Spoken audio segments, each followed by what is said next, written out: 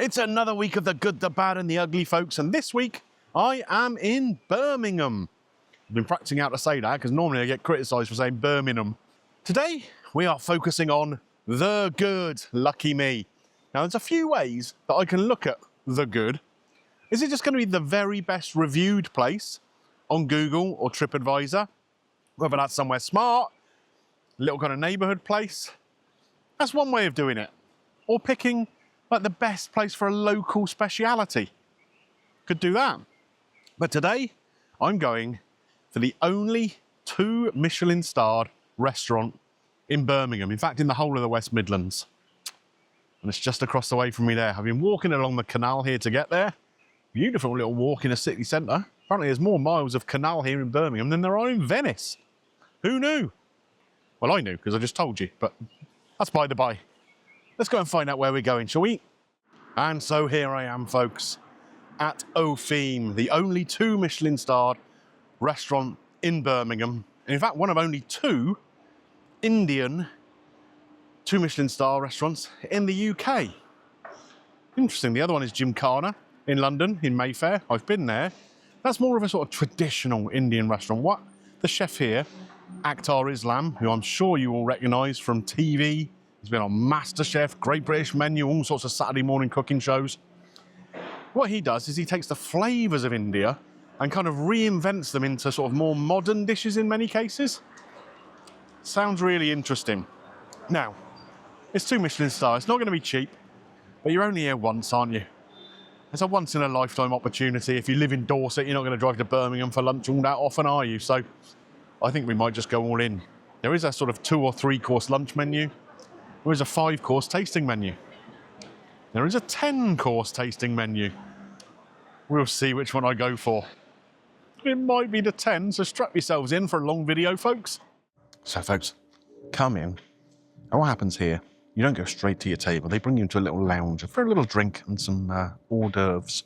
Now, let's say they're going to bring some little sort of amuse-bouche type things around. The first thing that gets brought over is this. It's a little palate cleanser. And the idea is, apparently you pop the cork out of it, take it like a shot, but let it sit on the tongue a minute. And it will cleanse the palate, ready for the flavours that are to come. Really excited. It's a beautiful room in here. Service, top notch so far. And I've only just begun. Oh, a little magical potion. So as I mentioned, there's going to be a few amuse-bouche things as we go along. I'm not going to take you through them one by one. The video is going to be long enough as it is, but it's really interesting. It's done here by some chefs actually in front of your eyes. They're plating all these things up as people come in, so it's really interesting. I will show you some shots on screen of the different ones I get. There'll bound to be some really interesting flavours in amongst it. Well, what an experience this is so far. You've seen all those little bites. There's about 5 or 6 of them. I think for me, the best was a little apple macaron with some beef tartare, duck liver parfait on the top. Absolutely exquisite. And the crab crumpet. Amazing. Got myself a little mocktail. It's got sort of like lemon sherbet and mango flavours to it. Sharp, then sweet. And it does have some kind of sort of curry flavours in there too. Really interesting. I've been here 40 minutes and I haven't even set foot in the restaurant yet. Love it. It's an experience. So I've moved through to the dining room now, and it is a beautiful room. Fabulous lighting. Nice sort of simple table designs, but it looks really, really elegant, you know? Now, I've been placed by a window, so the lighting's a touch weird. But obviously, I don't want to get a load of people in shot, so I've got to have to make the most of what I can do here. I've got the menu here. This is the 10-course menu. I'll show you it on the screen now. It sounds fabulous. All sorts of different stuff on there. The first of these courses has already been brought to me. Before we get on to that, I just want to say the actual chef himself, Aktar Islam, is here in the building today. He's running the pass. He's just been over for a quick chat. He's making his way around the room, chatting to guests as they come in. Really nice guy, really interesting to talk to. Bit of a celebrity as well. He's on the telly quite a lot these days. Anyway, this is the first course. A shiso leaf that's kind of fried to be like a poppadom. And in this little thing, we have 3 chutneys layered kind of similar to your dips you'd get in your Indian restaurant. And the idea is you use this shiso leaf a bit like you would a poppadom. So let me get set up and we'll get going with it. Got set up about as best as I can. And we're going to go with this, the shiso leaf poppadom. On here, it's described as a pakora. Deep fried shiso leaf with a trio of chutneys, and that's the trio of chutneys in there. Now, I've been advised you got to dig right in and get a bit of everything on there to get the full effect. So that's what we're going to try and do. Wow. Can you hear that crisp of this shiso leaf? Got a really, really thin batter layer on there. And in here, you've got like a coriander chutney, mango chutney, and a yogurty thing. It's that crisp though. My goodness me. That's amazing. Right, what I'm going to be doing through this meal is trying to rattle through things. You know me. I can be a bit wordy. When we've got 10 courses to get through, brevity might be key. A lovely spring dish now, so we're working with some Wye Valley asparagus. It's been cooked over the charcoal with our marag sauce here. So marag is a type of shorba, so it's nice and creamy, spiced lightly, and the sauce that just needs 3. Right. Okay. Then I'm finishing off around the outside with a little wild garlic oil. Now on the base you've got a little onion chutney, nice and caramelised, so you get that lovely sweetness and acidity come from it. With some black garlic, wild garlic emulsion, and there's some little crisps on top in the sort of spin-off of onion bark. Beautiful, thank you so much. Please enjoy. Cheers. Okay, did you catch all that? One of the things that's brilliant about this place, every dish they're bringing over to you, one of the chefs is coming and explaining what the dish is all about, what the ingredients are, how it works. It's just classy. One thing, when I was chatting with Aktar at the start of the meal, he said that this is like an experience, isn't it? People aren't sort of booking here because they're coming here hungry. They're coming here because they want the experience of eating here. And that's all part of this, you know? Of course, it's not a cheap meal, but what you're getting is a level of skill, a level of creativity, and a level of understanding of these flavours. And I can't wait to tuck into this. Pretty as a picture. We're going to get a bit of everything. We've got some of the onion bhaji kind of crisp. We got the asparagus here. Oh yeah. That asparagus is just cooked. So you've still got fight in there. The crisp of the crisp. And lovely delicate flavours. Your black garlic is not overpowering. And let me try a little of this broth as well. And garlic oil split across the top of it.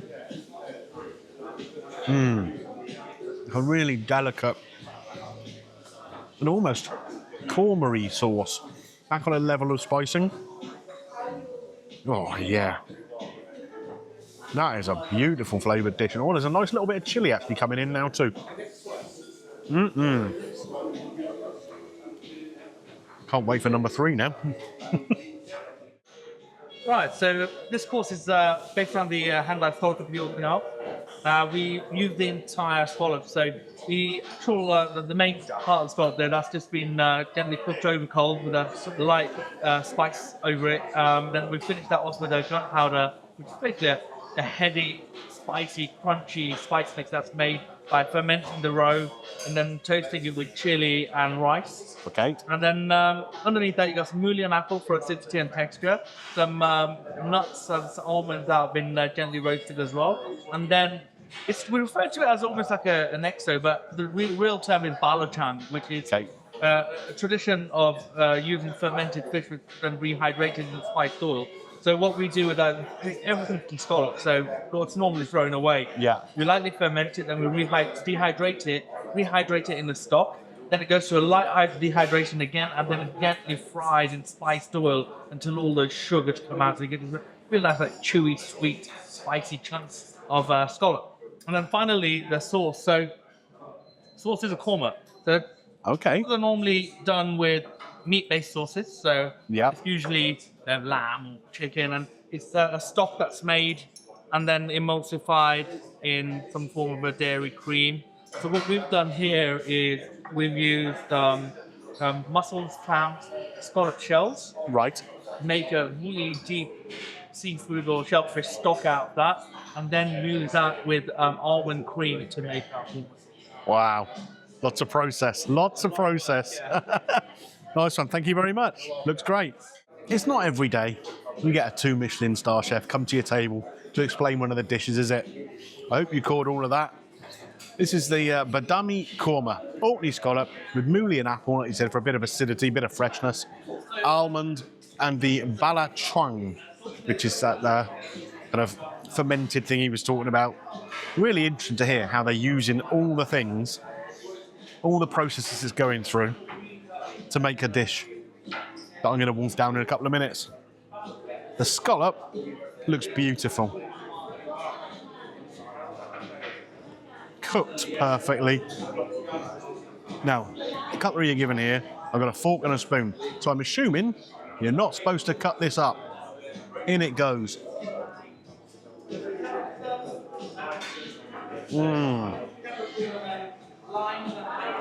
It is beautifully cooked. Sweet, tender, and then you've got those little textures and all the bits and bobs underneath with the nuts and everything. It's a real burst of flavour. And then you have that korma sauce, it just kind of brings it down again. Really clever balance of flavours. And say it's quite a sweet dish. Obviously the korma sauce is quite sweet, the scallop is quite sweet. But you have got those other elements that bring a little zing and a little burst. That's just delicious. What course is this? 1, 2, 3. 3. Only another 7 to go. We're working with that potato course now, so this has been on the menu for about 7 years. Okay. And chef created it basically to pair with the wine pairing. Right. So Pico de Champagne. Okay. So I know you're not on the wine flight today, but Yeah. by itself it's still delicious. So it's a celebration of pink fir, the heritage variety of potato. So Yeah. quite a waxy potato. We've got 5 different presentations in the bowl. With an achari marinade, it's going to be a nice spicy with some tamarind and mango chutney. That's your acidity and sweetness. When you're eating this, try and get all of the layers at the same time. Okay. If it does make a mess, don't worry about it. Fair enough. I'm good at that. Now, this is a dish I've heard great things about, this potato dish. Really, really excited to try it. In fact, I'm so excited, I'm going to take a photo of it because it looks beautiful. This dish was actually designed to match Veuve Clicquot on their wine pairing. Now, I'm not having the wine pairing today. Of course, I'm driving down to Dorset afterwards. But they have got like a non-alcoholic beverage they've been working on, they're developing and whatever. And a sommelier guy here has just brought it over for me to try, just to see how it matches with everything. I mean, it doesn't smell like champagne.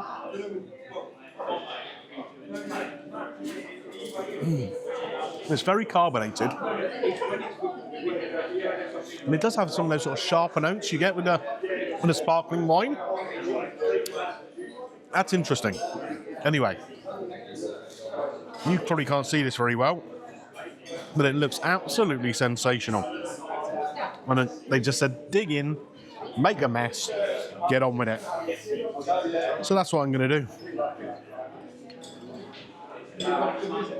Get a bit of everything here. There you go. Can you see that? We've got the potatoes in there. We've got some of the chutneys underneath. There's tamarind in here. There's mango in here. I'm going to have this, and then I'm going to try that drink.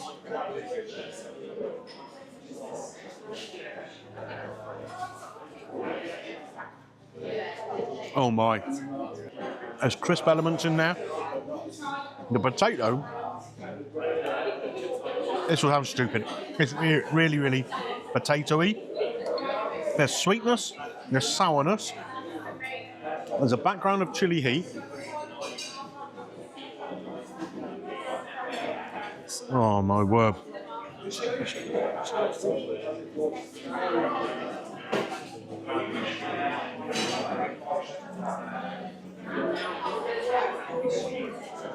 Eating it with this dish has completely changed the flavour of that drink. And it's gone from something almost sort of like a herbally kind of thing into tasting just like a sparkling wine. And it's because the flavours of this are lingering on the tongue. That's so clever. What is also clever is this. Now, you guys know I love my spuds. I've been to a chippy or two. I've been to a jacket potato place or two. I like mash. I think this is probably the very best potato dish I've ever eaten. It's absolutely spectacular.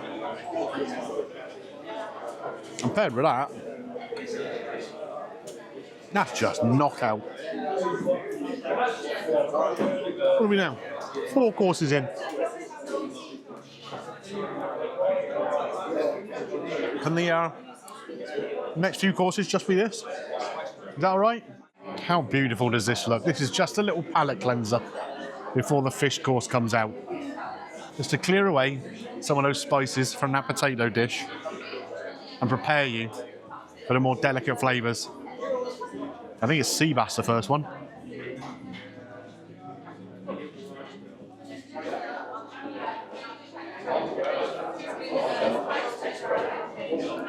Mango in there. Maybe some finger lime, all in kind of like a little chocolatey shell. And he's right, it has really freshened up the palate. God, the attention to detail here is what makes places like this knock out. Right, for this course we've got some wild Cornish bass. We dry age it for a week in our dry aging chambers downstairs. Then gently cook it on a planter, lightly brine so it seasons through it raw, and that really help the texture of the fish. Underneath that, the compote made with some freshwater king kong gold and squash. Right. Top of this part, rash in there, an oil made with the fish head, and then finally the broth. The broth is a classic Bengali style broth, which we then finish off with amla, which is the Indian gooseberry. It makes the broth lovely, fruity, and nice acidity. Beautiful, thank you so much. Okay, due to the nature of the bowl this has been served in, you can't see this now, but I've put a shot over the top of it. Again, chef came over and explained this one himself. So we have the sea bass here with some gourd, with the sauce there, which is infused with that gooseberry. Should be an interesting combination, this. Again, no knife. Nice crispy skin on the sea bass there. I wonder if I can just pick that up and show you. Here we go. Let's grab a bit of that fish.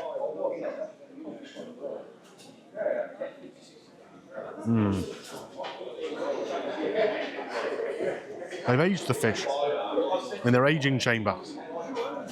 And that really helps with the texture. It kind of firms it up a little bit. Underneath there we have all the gourd and the other bits and bobs. And interesting flavours, textures. And when I get into this broth now,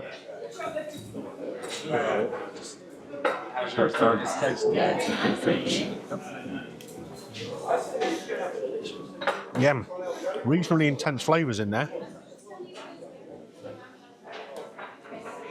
And I expected the gooseberry to kind of make it sharp in a way, because that's what you associate with gooseberry. But what it seems to be doing is sort of just balancing things down a little bit. Gives it a little bit of fruitiness, but not with that sort of real sharp acidity that you'd associate with gooseberry. Again, clever dish. What this comes down to, I mean, all the other dishes really, is kind of the menu development that goes into them. How many different combinations of things do you think they had to try before they settled on this? And you've got to take that into account when you're thinking about the pricing of places like this. There's so much time that goes into the design of dishes. So it's a bit like when Apple bring out a new phone or something like that. You always pay top whack, don't you, when it just comes out first. Oh yeah, that is absolutely sensational. Love it. Am I halfway through yet? So in front of you right now, have your was one course. Oh. It is consisting of a hot lamb belly in a daily sultana marinade on a skewer, which I recommend to eat first. Okay. In the middle, you have a paratha style bread with laminated spice layers with okra, and with the bread, and aerated lamb patty with a lamb pickle base at the bottom. Sounds great. Something to sip along as well. This is a braised lamb shorba, which is like a deep rich lamb broth. Just to sip along throughout your meal, just with that extra touch of richness. Right, perfect. Thank you so much. Wow, look at that, folks. Okay, so I just had to move the camera back a touch to be able to get everything in shot here. So we have this hogget belly kind of skewer, kebab if you like. Then we got the paratha here. It's described as kind of like a lamb pate and a broth to sip alongside it as well. 4 elements in one dish. Thank you. So she said, eat this first. And again, it looks like a one-biter, doesn't it?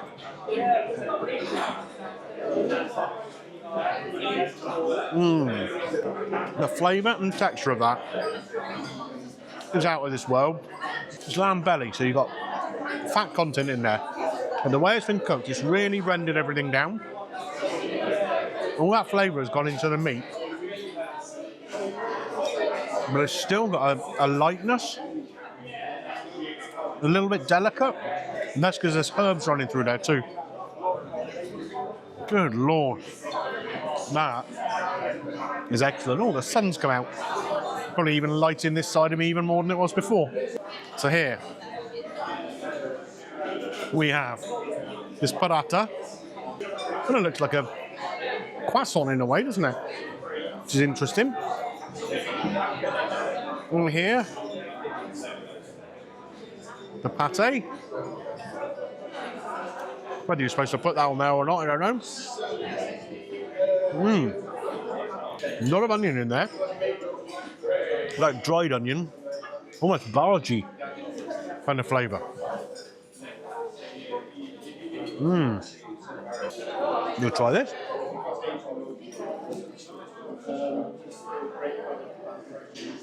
Beautiful and crispy outside of it.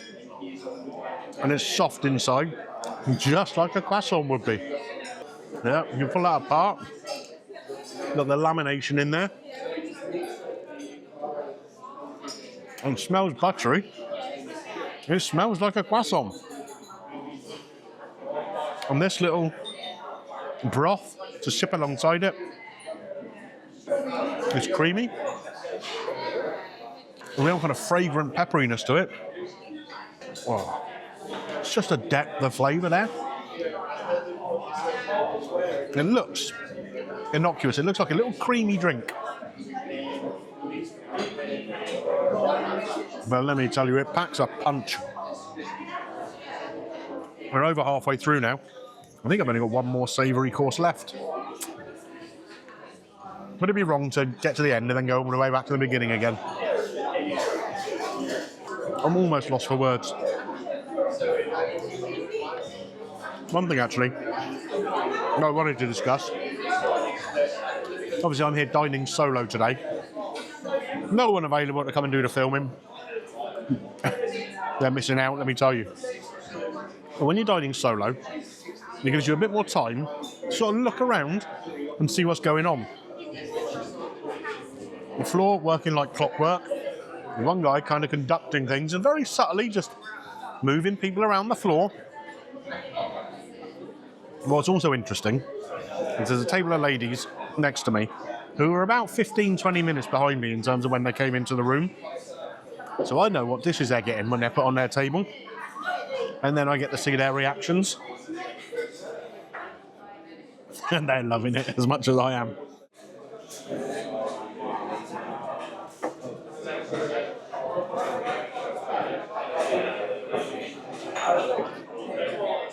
Right, so final savoury for the day.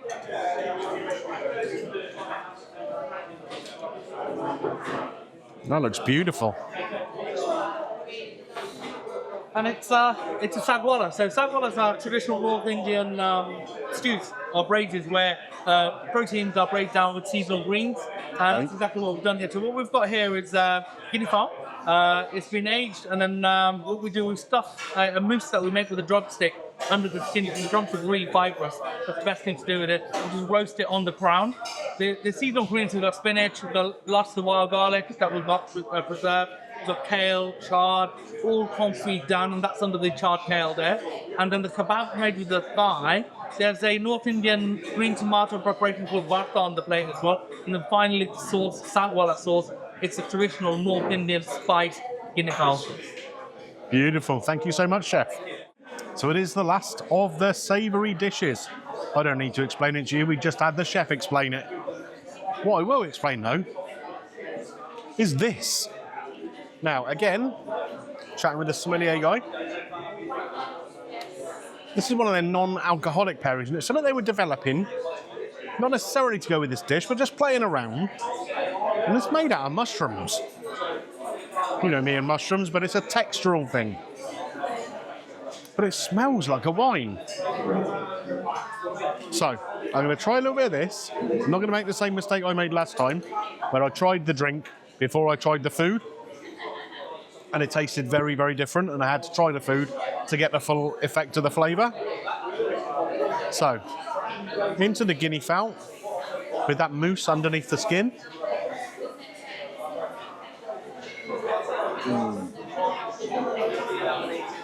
I love Guinea fowl. I'm trying to describe it as chicken on steroids. Lovely. Let's see how this non-alcoholic mushroom beverage works with it.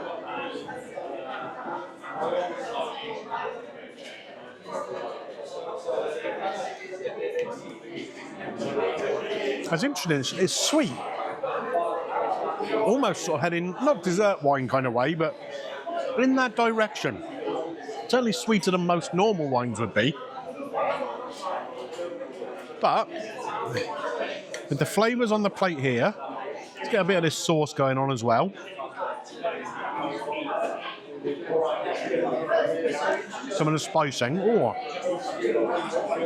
Again, depth and intensity in that sauce.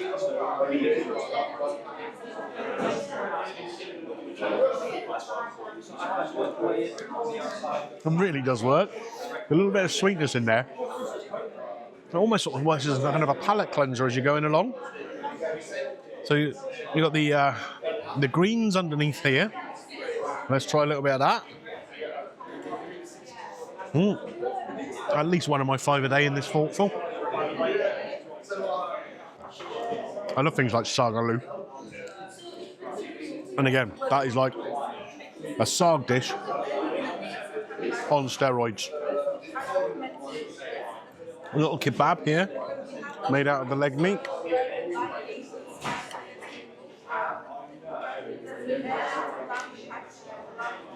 Packed with flavour.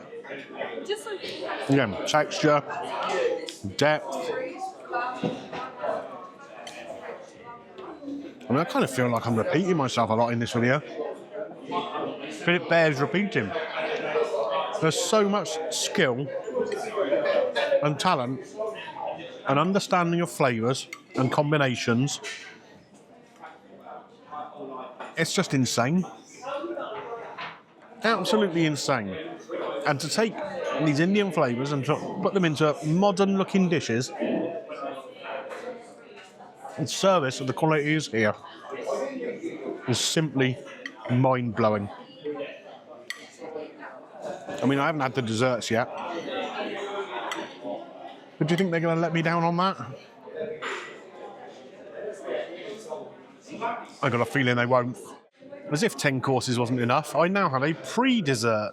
It's a little ice cream sandwich inspired by an ice cream shop in Mumbai.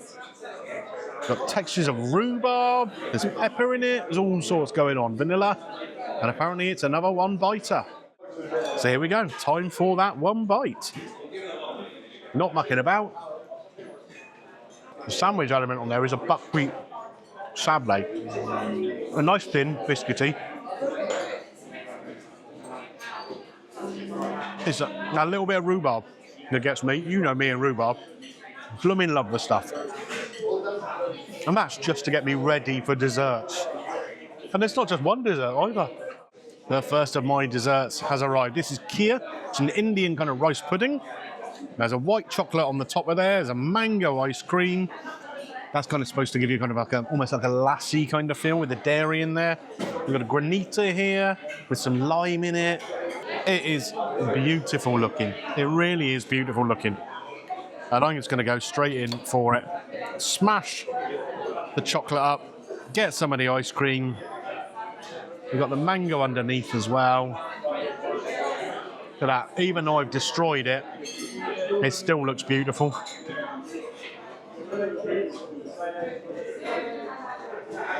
Oh, wow. That's crazy. Before I started doing this channel, I very rarely ate desserts. And of course, you know, you've got to show them, haven't you, when you're doing a food review channel. And I've grown to love them. And this is just from one mouthful. Right up there with the best of them. It plays tricks with you. A granita, very cold. The ice cream, cold. Then underneath you got this mango.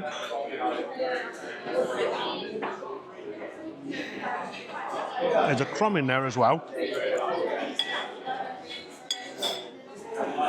And pretty much like everything else here, it's like an assault on the senses. In terms of flavours, textures, temperatures in this case. And then you got that super creamy kind of rice pudding underneath.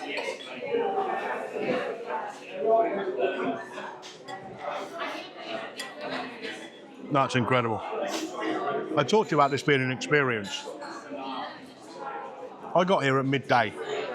And obviously I was down in the lounge downstairs, having the little pre-bites. 3:15 now. I'm dining on my own. And I'm not bored one bit.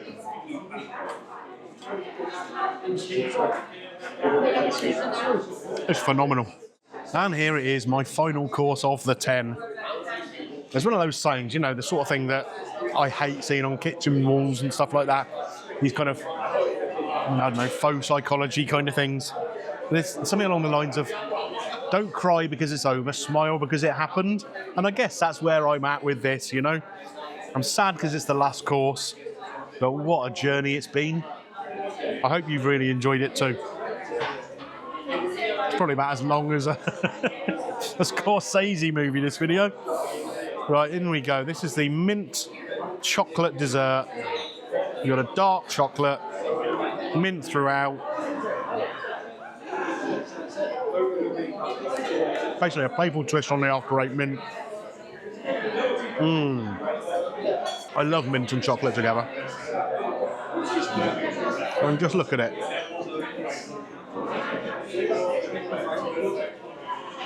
Again, you've got differences in temperature. You've got the cold of the ice cream. The dark chocolate parfait there is just chilled. Not even fridge temperature. Chocolate crumb around for texture. Little shards here. And dark chocolate. Again, just adding a little texture, flavour. There's so much effort gone into each of these dishes. And I'm so fortunate to have had the opportunity to come here and experience them. This is probably something I would never have done if I hadn't had this channel. And I'm so pleased that I've had the opportunity to do it. And like I say, I really hope you enjoy having been along the journey with me. I'm going to have to sum up outside in a minute and come up with a score. But I'm sure you know where this is going to be going.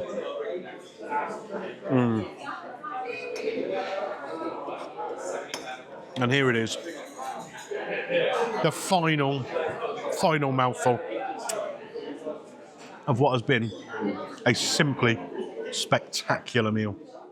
Just when you think it's all over, brought back down into the little lounge where I've been handed a little Madeleine there and a cannelle and a menu over here for some after dinner drinks, or after lunch drinks in this case. Still unfortunately driving home, so nothing Nothing to select from the liqueur or whatever menu, unfortunately. Oh yeah, it's a nice little touch. Wow, wow, wow. What an incredible lunch that was. I've come away from Opheem now, walked about 5 minutes along the canal. I'm outside, the big sea life centre and the arena here, down by the canals. It's all very pleasant. There's a pub across the way called the Malt House. I have a feeling that might be where Bill Clinton came once. I don't know why that would stick in my mind, but there we are. What a lunch. In fact, it's not just a lunch, is it? It's an experience, like I've said before. An experience I won't forget. Regular viewers of the channel will remember last year I went to Daniel Clifford's place, Midsummer House in Cambridge, and said it's the best meal that I've ever had. And I was happy paying the £263 bill there because it was so good. This is no different. No different at all. What have I paid? £195 for that 10-course tasting menu, £9 for that non-alcoholic beverage. It's called a shikanji with sort of lemony, sherbety flavours in it. Absolutely great. Service charge on top, 12.5%. Don't begrudge that one bit. The service there was absolutely first rate from start to finish. First rate. So overall, my total bill, £229.51. Now, is that a lot for a lunch? Yeah. Do I feel like I've overpaid? No. It is a meal that will stick with me forever. But I say, Midsummer House was the best meal I'd ever had. And I'm sorry, Mr. Clifford, but you now have to take the silver medal because this just about pips your lunch. Aktar Islam is working wonders in that kitchen, taking inspiration from flavours all over the Indian subcontinent and transforming them into kind of modern dishes with, modern techniques in a lot of dishes, interesting twists. It's just really, really clever cookery. Really clever cookery. It's a simple 10 out of 10 for me. 11 out of 10, 12 out of 10, however many you want to go up to. It's the best meal I've ever eaten. It's as simple as that. Stunning. Does it get Greeno's green light? Oh, yes. Oh, yes. Yeah, phenomenal. Now, he's just opened a restaurant in London, down near Borough. So I guess I'm going to have to go there at some point and see how good that is. But tell you what, it would have to go some to beat this. Incredible. I'm here on a Friday lunchtime. The place was packed. Some people were having the shorter course menu. I'm glad I didn't, because I'd have been coming away from there thinking, what if? Why did I not try the scallop dish that I wouldn't have got to try? Or the after 8 mint, or a couple of the others on the menu there that wouldn't have been on the shorter menu. Yeah, this was phenomenal. Phenomenal. If you ever get the chance, you've got to book plenty in advance, let me tell you. Take the opportunity. You won't regret it. It's a once-in-a-lifetime special treat kind of restaurant. Yeah, just go. Don't miss the opportunity. Anyway, if you've enjoyed this somewhat lengthy video, click a thumbs up on there for me. It will definitely help the channel. If you're new around here, subscribe, take a look around the vault, see what else you enjoy. Yeah, I'm a happy boy. I'm not so happy now because I've got about a 4-hour drive home, but at least I've got a smile on my face doing it. I'll see you next time, folks.